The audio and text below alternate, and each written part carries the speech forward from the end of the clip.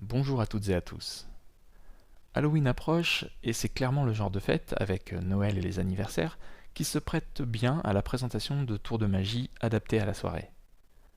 Donc dans cette vidéo, je vais vous présenter quelques idées de tours de magie et d'effets magiques que vous pourrez réaliser pour Halloween.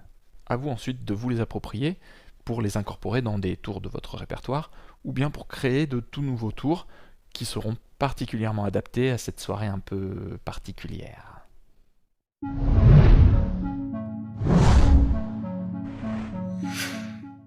Halloween. Avec son ambiance particulière, à la fois morbide, inquiétante et bien sûr amusante, cette fête apporte l'atmosphère idéale pour des tours de magie bizarres, c'est-à-dire basés sur des effets, des présentations, des histoires en lien avec les sorcières, les fantômes, le vaudou, le diable, etc. Donc c'est clairement du pain béni pour tous les magiciens. Je vais donc vous suggérer quelques idées d'effets et de tours, mais bien sûr, si vous en avez d'autres, n'hésitez pas surtout à les partager dans l'espace commentaire, juste en dessous de la vidéo.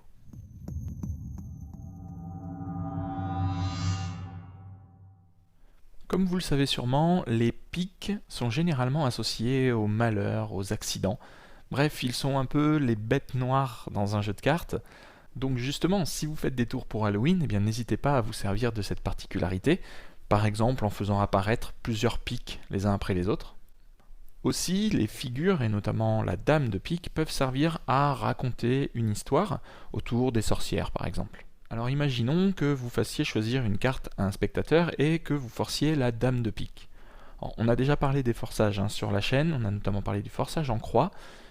Il en existe beaucoup d'autres, donc voilà, je vous laisse découvrir ça en allant chercher sur internet. Vous trouverez de multiples manières de forcer une carte, et là donc en l'occurrence pour ce qui nous intéresse, la dame de pique.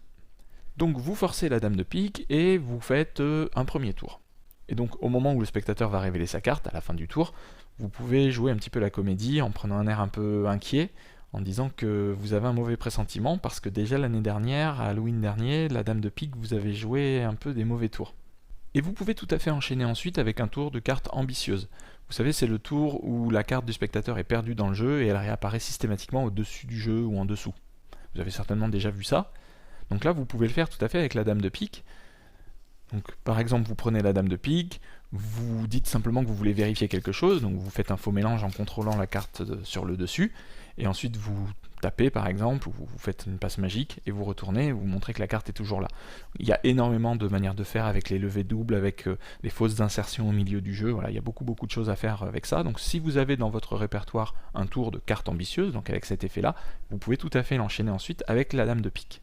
Et donc là, vous voyez que avec la dame de pique, ce tour de carte ambitieuse prend tout son sens à Halloween, parce que là c'est un peu la carte qui devient magique, presque vivante, et le magicien va subir la magie comme les spectateurs. Cela va amplifier l'impact parce que là, la magie ne naît pas par la volonté du magicien.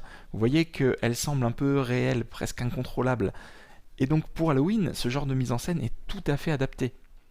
Donc après avoir fait le tour de la carte ambitieuse, vous pouvez par exemple faire comme si vous mettiez la dame de pique de côté, sauf que vous n'allez pas vraiment poser la dame de pique, vous allez faire un change, c'est-à-dire récupérer la deuxième carte. Vous voyez, au lieu de prendre la dame de pique, vous allez prendre la deuxième carte. Vous pouvez aussi réaliser ça avec une levée double par exemple, en contrôlant la dame de pique en deuxième position.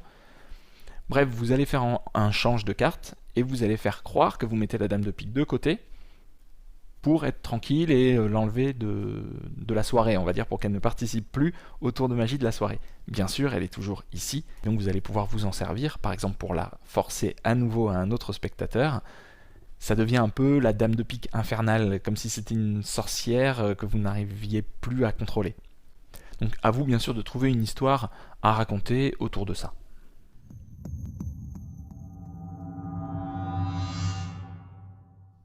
Pour rester sur les tours de cartes, vous pouvez tout à fait faire un tour aussi où vous allez utiliser le nombre 666, vous savez c'est le nombre du diable, en prenant 3 6 et en les forçant successivement à 3 spectateurs différents. Alors là, pour le coup, je vous déconseille d'utiliser 3 fois de suite le forçage en croix, parce que ça ne marchera pas, hein. Le premier spectateur peut-être ne verra pas, mais les suivants vont tout de suite comprendre comment ça va fonctionner. Donc vous pouvez utiliser le forçage hindou, le forçage classique si vous le maîtrisez, ou vous avez également des forçages au nombre. Bon, voilà, trouvez sur internet encore une fois des exemples de forçage, entraînez-vous dessus, prenez les plus simples, hein, ne vous embêtez pas à prendre des forçages très compliqués pour l'instant. À moins que vous soyez bien sûr expert, et dans ce cas-là, vous savez tout à fait forcer des cartes, il n'y a pas de problème. Par contre, si vous forcez 3 fois la carte, moi je vous conseille de soit faire 3 forçages complètement différents, avec 3 manières de dire stop par exemple, qui vont être différentes. Une à l'effeuillage, une en cascade par exemple, et puis une par paquet. C'est des exemples. Ou alors dans ce cas-là, de faire 3 fois la même, mais surtout ne faites pas 2 fois la même aux 2 premiers, et puis le troisième spectateur va choisir une autre carte d'une autre manière, c'est un petit peu bizarre. Donc, pour en revenir à cette suggestion-là, si vous forcez par exemple le 6 de cœur à un spectateur, le 6 de trèfle à un autre et le 6 de pique à un autre, et que chacun regarde sa carte sans la montrer aux autres, chacun va juste se dire qu'il a un 6, il ne va pas forcément y prêter attention, et au moment de la révélation, vous allez pouvoir appuyer le fait que, mince, il y a eu 666. En gros, ça va faire un effet un petit peu dans ce genre-là, je pousse la fausse dame de pique, ça va faire un effet un peu dans ce genre-là, vous allez dévoiler la première carte du spectateur, c'est un 6 de cœur, bon, n'y prête pas attention. Le deuxième spectateur va montrer sa carte, ça va être le 6 de trèfle. Donc là, bon, on peut se dire c'est une coïncidence, un petit peu bizarre. Peut-être qu'il y a certaines personnes qui vont se dire « Ah, il va nous apporter le 666 hein, », c'est possible. Et puis le troisième spectateur dévoile sa carte, et là on voit qu'il y a 666. Voilà, ça peut être un effet final après un tour de magie qui pourrait être intéressant. Si jamais vous avez fait quelques tours avant avec la dame de pique, vous pouvez tout à fait forcer en quatrième carte la dame de pique. Et dans ce cas, vous forcez donc aux 3 premiers spectateurs un 6 différent, et au dernier spectateur la dame de pique. Donc lui, s'il regarde sa carte, il va voir que c'est la dame de pique. Donc faut espérer qu'il ne réagisse pas. Sinon, il y a une astuce, c'est simplement de leur dire de prendre la carte, mais de ne pas la regarder. Comme ça, chacun n'a même pas vu sa carte. Ensuite, vous leur demandez de montrer leur carte. Alors soit vous faites un tour intermédiaire, soit vous leur demandez de révéler leur carte à ce moment-là. Donc ça va faire en sorte que le premier spectateur va révéler un 6, bon là on s'en fiche. Le deuxième spectateur va révéler un autre 6, donc là pareil, c'est comme tout à l'heure, on va se dire, tiens c'est bizarre, il va sûrement y avoir les 4 6. Au troisième 6, bien sûr, là on se dit, bon effectivement il va y avoir les 4 6. Les gens vont peut-être tilter sur 666, mais c'est pas sûr là pour le coup, puisqu'il y a une quatrième carte. Et donc je vous rappelle que la dame de pique était censée, je la remets ici, mais la dame de pique était censée être ici. Et le quatrième spectateur retourne sa carte en pensant que c'est le quatrième 6, et on voit la dame de pique. Et là, vous pouvez dire la dame de pique qui a amené 666, donc le diable, voilà. C'est une idée de présentation, encore une fois, là c'est vraiment pas abouti du tout, c'est juste une piste qui peut peut-être vous permettre de faire un tour un petit peu plus complet autour de cet effet-là. Et bien sûr, on révélera la carte à la fin, comme quoi la dame de pique a changé. Vous pourriez éventuellement avoir le quatrième 6 ici, si vous le souhaitez. Je ne sais pas si c'est vraiment pertinent. Ou vous pourriez avoir une carte blanche, là ça peut être sympa. Ou alors un joker par exemple, ou le roi de pique pour faire son complice. Vous pouvez aussi avoir une carte quelconque, c'est pas gênant.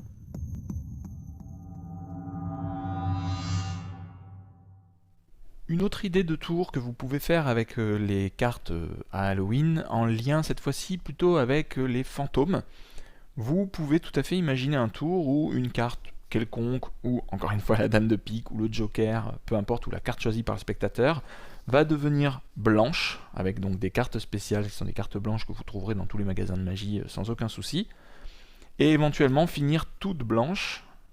Donc cette fois-ci le dos s'efface aussi, ça devient un peu comme une carte fantôme qui disparaîtrait, vous voyez, qui s'efface en faisant donc des changes par levé double ou triple. En restant sur la thématique des fantômes, vous pouvez, si vous savez faire des effets de lévitation, par exemple lévitation de billets ou de cartes entre les mains, eh bien vous pouvez tout à fait adapter ce genre de tour avec une présentation qui impliquerait des fantômes. Par exemple, vous présentez une vieille lettre qui aurait été écrite par une femme dans un manoir, par exemple, et qui aurait été retrouvée, vous froissez la lettre et vous la faites léviter entre les mains. Sous-entendu, la lettre serait possédée un petit peu par le fantôme de cette femme, par exemple. Dans le domaine du mentalisme, il existe de nombreux effets spirites, comme par exemple l'écriture spontanée sur un papier, une carte ou des ardoises, qui sont tout à fait adaptés à Halloween. Donc n'hésitez pas à vous renseigner aussi là-dessus si ça vous intéresse.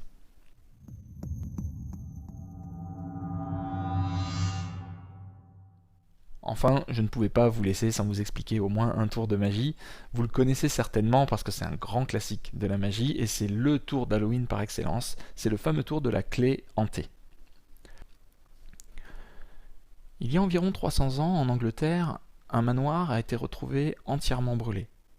Tout était calciné, tout sauf cette petite clé qui a été retrouvée intacte au milieu des cendres. Oui, c'est bizarre. La légende raconte que dans ce manoir, l'une des servantes était régulièrement séquestrée par les propriétaires. Ils la fermaient notamment dans une petite pièce dans le noir pendant des heures. Et on dit que cette clé serait la clé justement de la petite pièce dans laquelle la servante était verrouillée.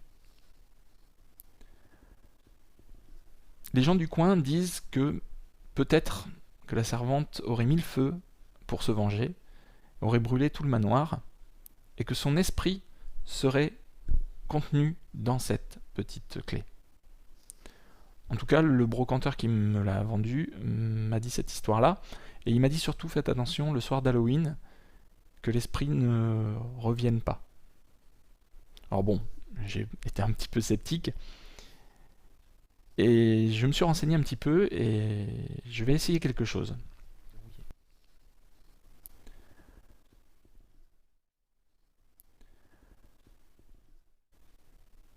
Vous voyez que je vais simplement mettre la clé comme ça sur ma main. On va voir ce qui se passe.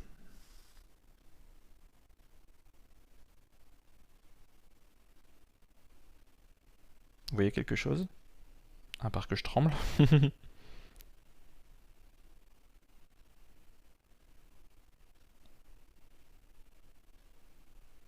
Ah, c'est bizarre. C'est bizarre, je sens quelque chose. Vous voyez? On dirait que... Oui, ouais, c'est bizarre. Oh là, c'est bizarre. Oh! Vous avez vu ça? Alors bien sûr, c'est un exemple de présentation de ce tour. J'en ai fait des caisses, hein, vous n'êtes pas obligé d'en faire autant. Mais voilà un petit peu l'idée. Ça va être donc de présenter une clé, de la mettre sur votre main et de faire en sorte que cette clé se mette à tourner toute seule dans la main. Alors évidemment, ça c'est fait parce que la main est légèrement penchée, c'est-à-dire que vu de profil, on se rend compte que la clé est légèrement en pente, ce qui fait qu'elle va tourner par le poids à la fois de la croche et de... Alors je sais pas comment on appelle ça, la partie en métal qui permet de tourner la serrure. Donc c'est vraiment le poids des deux qui va faire que la clé va tourner. Donc là, en fait, ça va dépendre de la taille de la clé, de la taille de votre main, du poids de la clé, du poids des différentes parties. Donc il y a pas mal de paramètres qui rentrent en compte. Mais une fois que vous avez trouvé la bonne taille de clé, essayez avec une clé que vous avez chez vous. Vous placez tout simplement le petit rond ici. Alors il faut que ce soit arrondi, hein, ici. Il faut qu'il y ait une petite protubérance.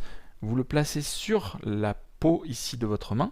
Vous faites en sorte que la partie où on tient la clé ne touche pas votre paume, parce que sinon elle ne pourra pas tourner.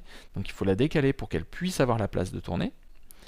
Et vous mettez la partie, donc le fermoir, enfin je ne sais pas trop comment on appelle ça, vers vous, à peu près au milieu de votre main. Et vous essayez, vous allez voir qu'en penchant légèrement la main, vous allez voir qu'elle commence un petit peu à bouger. Donc vous allez trouver le point d'équilibre. Et en continuant à pencher légèrement la main, vous allez réussir à la faire tourner. Donc là, je ne l'ai pas forcément bien mise, donc vous avez vu que j'ai dû tourner beaucoup. Donc il y a aussi l'emplacement sur la main qui va jouer et qui va du coup faire en sorte que vous allez devoir plus ou moins pencher la main. L'idéal étant que la main soit quasiment à plat. Donc pour ça, il faut trouver le bon endroit où placer la clé en fonction des protubérances des muscles de vos mains. Les petites bosses que vous avez. Parfois, vous allez voir que à certains endroits, la clé va tourner quasiment d'elle-même sans même que vous ayez à pencher la main. Donc c'est vraiment ce genre d'endroit qui est parfait en fait pour faire le tour. Une petite subtilité, c'est que si vous voulez absolument pas avoir la main qui tombe comme ça pour pas que les gens le voient, vous pouvez replier légèrement les doigts. Ce qui fait qu'on a l'impression que votre main est plate. Là, je fais exprès d'exagérer, hein. En gros, ça serait plutôt comme ça. Mais En gros, vous allez donner l'impression que votre main est plate, alors qu'en réalité, elle est beaucoup penchée sur la partie côté poignet. Et la partie des doigts, elle, est relevée pour justement qu'on ne voit pas que vous penchez trop. S'il le faut, bien vous pouvez aller en cordonnerie. Vous savez, dans les grandes surfaces, par exemple, ou dans les centres-villes, vous avez des gens qui font les doubles de clés. Eh bien, ils ont des clés comme ça, d'à peu près de cette taille-là, de différentes tailles d'ailleurs, et de différentes couleurs. Donc n'hésitez pas à aller les voir et à leur demander si vous pouvez tester, et donc vous leur expliquez, éventuellement vous leur expliquez le tour, c'est pas très grave, et normalement ils seront ravis de vous aider à trouver une clé adaptée à votre main pour pouvoir faire un tour, et ce genre de clé en règle générale sera à 10-15 € grand maximum. Donc moi j'ai eu la chance de tomber sur un cordonnier vraiment très gentil, qui m'a même vieilli un petit peu la clé en la patinant, et pour mieux équilibrer la clé, il a découpé un petit peu, il a usé un petit peu cette partie-là, parce qu'elle était vraiment plus longue au départ, et il a fait une fente au milieu pour que ça fasse un peu plus vieille clé. Voilà, donc vous voyez que vous pouvez, je crois qu'il m'a demandé 12 €, je crois, quelque chose comme ça, c'était le prix en gros de la clé elle-même. Donc voilà, vous voyez que vous pouvez tout à fait tomber sur des gens très sympas qui vont vous aider à vous faire vos accessoires, qui vont vous convenir à vous, à vos mains, etc. Sinon, vous pouvez aussi trouver des clés hantées, donc les Haunted Keys, dans les magasins de magie, dans les boutiques de magie. En règle générale, ça va être une vingtaine d'euros, hein, c'est pas non plus très cher. Donc ça va être des clés qui vont être particulièrement faites pour le tour, avec des poids vraiment particuliers sur la prise de la clé et puis cette partie-là, pour vraiment mieux réaliser le tour, encore mieux réaliser le tour, mais éventuellement demander à essayer, voir si ça convient à votre main. Enfin, il existe une dernière subtilité avec ce tour que je ne sais pas faire, mais que je vous montre quand même, c'est que normalement vous pouvez tout à fait réaliser cet effet en plaçant la clé sur le bout de votre doigt. Donc il faut juste trouver le point d'équilibre, et normalement en bougeant très légèrement le doigt, vous allez réussir à la faire tourner.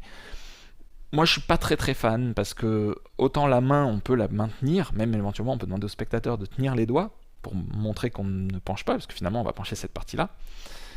Mais par contre, sur le bout du doigt, je suis un peu moins fan parce que c'est plus visible, enfin on s'en doute quoi, que déjà c'est très difficile de maintenir son doigt sans le bouger, vraiment sans bouger du tout, parce que là on se doute que la clé est un peu en équilibre, donc il faut pas bouger du tout. Donc c'est quand même dur de tenir le doigt en équilibre, et puis je pense que le public va plus se douter que vous avez bougé votre doigt, ça semble plus logique, plus facile. Voilà, bon, c'est mon point de vue. Si vous y arrivez avec votre doigt et puis que le public ne se doute de rien, bah c'est parfait, hein, continuez, il n'y a pas de problème. Voilà, j'espère vous avoir donné quelques idées de tours originaux que vous allez pouvoir faire pour le soir d'Halloween, que ce soit le 666, les cartes fantômes, la dame de pique ou la clé hantée, ou encore une fois la lettre qui vole entre vos mains. Comme d'habitude, si vous avez des questions, des remarques, ou si vous voulez vous-même partager vos tours fétiches d'Halloween et vos idées, n'hésitez pas à les mettre dans les commentaires. Pour le reste, c'est comme d'habitude, le petit pouce en l'air avant de partir si la vidéo vous a plu, l'abonnement, la cloche de notification, vous connaissez déjà tout ça. Moi je vous dis à très vite pour le prochain numéro de La magie sous un autre angle, et d'ici là, je vous souhaite surtout un affreux Halloween.